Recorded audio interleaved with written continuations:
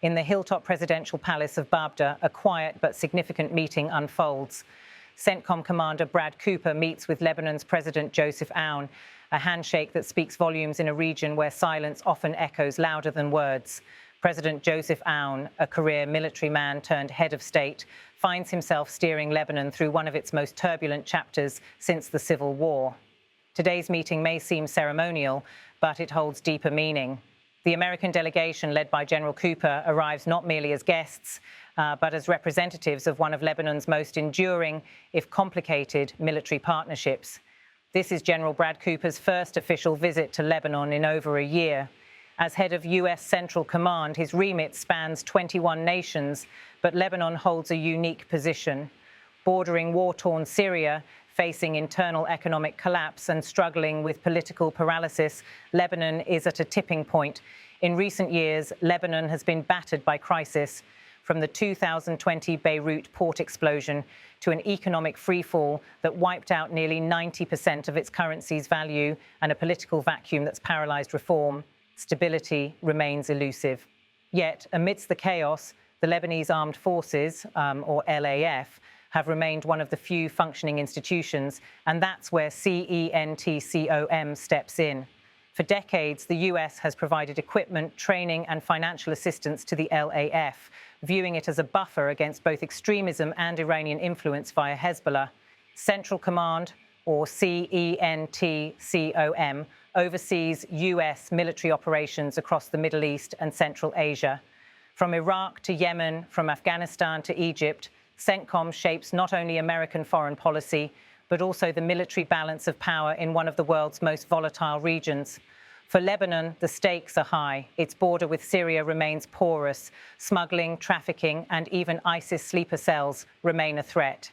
The LAF's ability to secure the border has become a priority, both for Beirut and Washington.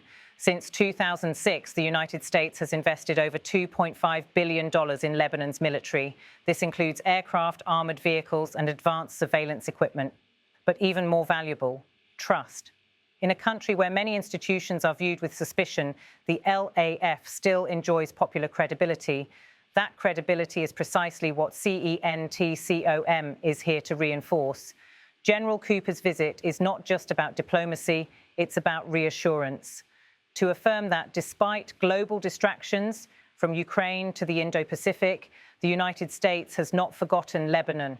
Joint training operations have grown in scale and complexity. From counterterrorism to cyber warfare, the LAF's capabilities have evolved. CENTCOM's role is advisory but strategic. By strengthening the LAF, the US aims to curb the influence of non-state actors, particularly Hezbollah.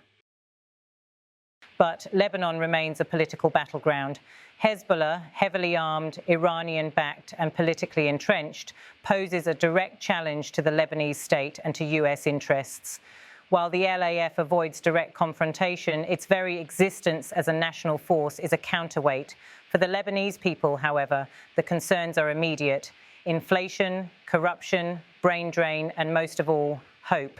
The CENTCOM delegation may speak the language of defense and security, but for everyday citizens, security starts with electricity, jobs, and dignity. This visit, though brief, signals more than partnership.